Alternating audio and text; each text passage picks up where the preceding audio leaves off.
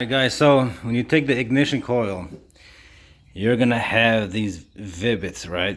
It's just like vibbits, so there's no way you can do it. So what I did was I got me a bit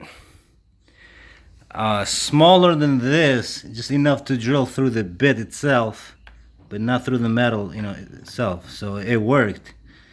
But the way you want to do actually is there's like a on this side, the flat side instead of this side. It's a lot easier. It's flat-headed.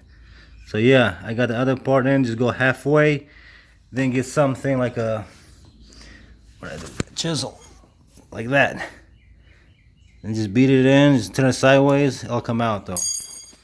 But honestly, this is the best way. Instead of trying to hit it with a hammer and chiseling it, it's not gonna work. So get a bit, drill through it slowly though. You don't want to make this bigger. Then you have no nuts to go in there or bolts. So yeah, if you're wondering how, that's how you do. So I'm about to do the other side here as well. So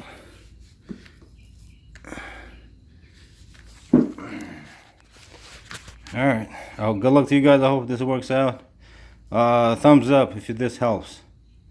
Alright, this is for a 1991 Silverado, the 5.7 ignition coil, if you guys are curious.